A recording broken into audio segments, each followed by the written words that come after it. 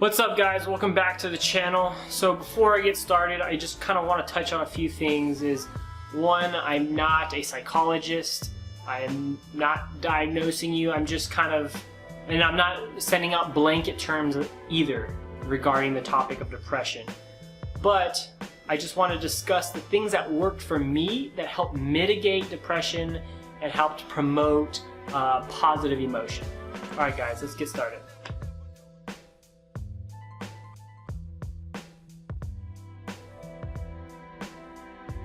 So one of the things that really helped me in mitigating my depression in my life was exercise. You know, I felt like when I stopped exercising, I felt depressed more. I felt I didn't have a lot of positive emotion. And when I started exercising, I started to feel better. And reflecting back, I started to feel better when I exercised in the morning.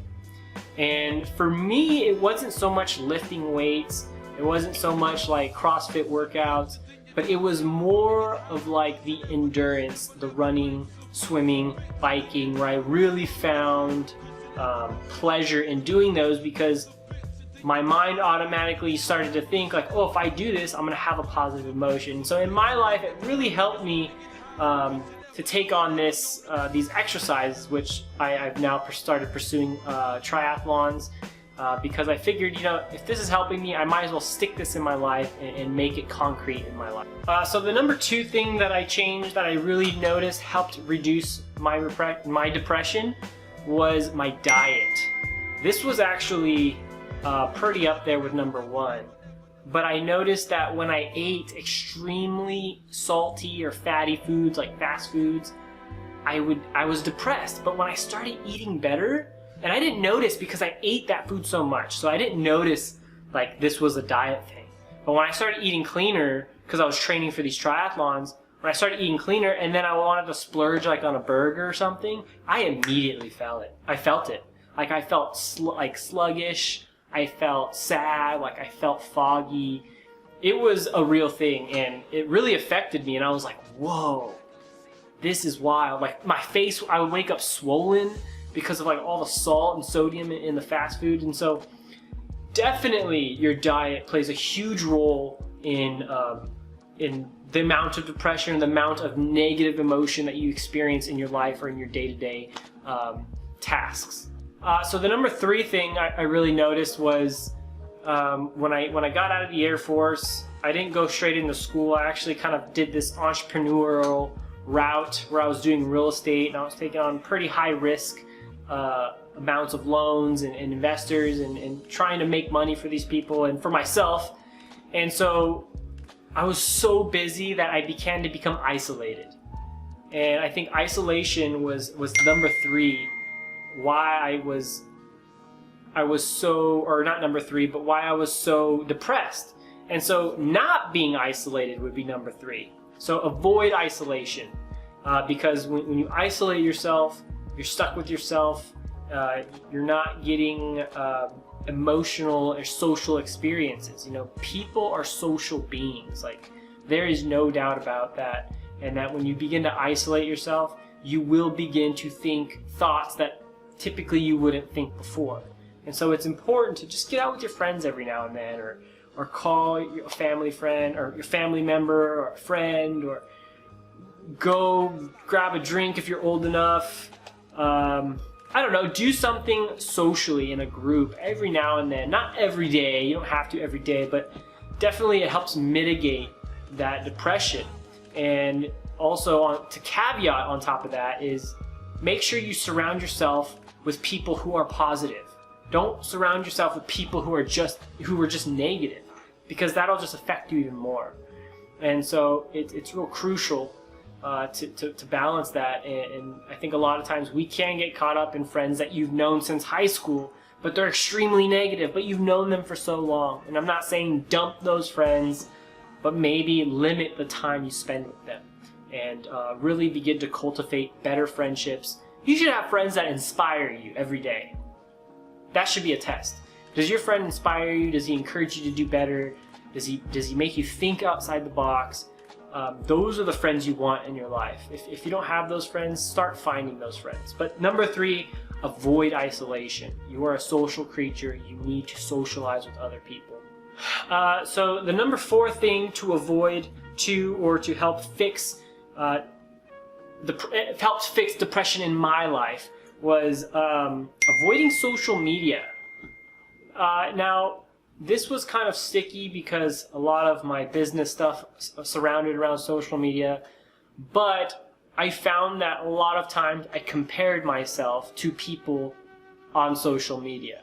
Or, even worse, there's people that you know in real life that live a fake life on social media, and then it produces resentment, bitterness, like, oh, this guy's fake, blah, blah, blah. It kind of breaks up friendships, breaks up relationships, because really, social media is fake, guys. I mean, people, maybe I'm wrong, maybe there's a few people out there that are very authentic, but it's rare. It is rare, and I think that it's harmful to people because they put on a grandiose lifestyle that doesn't really exist, and if it does exist, it's very short term.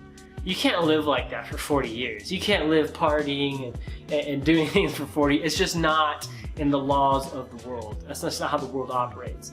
And so but limit social media was what really helped me, was because I stopped comparing myself.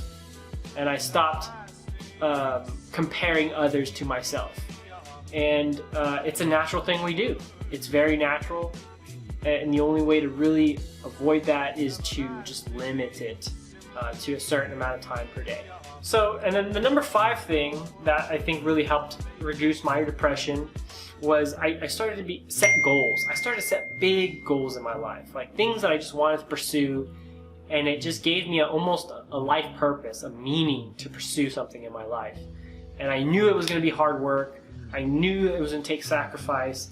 But I think having that meaning and that goal really helps me overcome my depression, because it's like you now are suffering for a cause. You're not suffering for no reason anymore, right? Like, now I'm suffering because I have a higher calling, and not even a higher calling, but a higher purpose that I'm trying to achieve in my life, my goals, right? And so setting goals and really having a clear understanding of where I want to be really helped me overcome the days where I just didn't feel like doing things. Because everyone has those days. Everyone has those days. It's not like only depressed people have those days. Everybody has the days where you just don't feel like doing anything. You don't feel like working out. You don't feel like studying. You just don't want to do it. But having that clear vision, I think, really helped me overcome the suffering of those days. You know, the days where I didn't feel well, I'm like, you know what? My future self will thank me now. You know, thank my past self. And so I would inspire almost myself by my goals to go out and do those things. And so setting goals was really one of the last things that I think really solidified my ability to reduce my depression. And so yeah, I hope this helps you guys. I hope this kind of gives you some insight, maybe some awareness of what goes on in your life. Once again, guys, I'm not a psychologist. I don't specialize in that area yet. I'm studying neurobiology, but like I said, I'm concentrating on the things that worked for me and the things that have kind of been proven in science. Now, there are different levels of depression, and if you do suffer from severe depression or depression in general, I do recommend that you go see somebody, a therapist. There's an app called BetterHelp. I'm not affiliated with them whatsoever. It's an app I've used, and it's good to have perspective. It's good to have insight. Someone else gives you insight, because sometimes we lack perspective of ourselves, and it's good that someone could see from the outside looking in. So it's not a bad thing to just seek help and get a better idea of where you're at. And so you guys stay strong. Don't forget to subscribe, like, comment, share your thoughts below. I'm very open-minded. What worked for you, maybe I can use some tips that work for you guys as well. I'm always open to that, and vice versa. But alright guys, I'll talk to you soon. See you in the next video.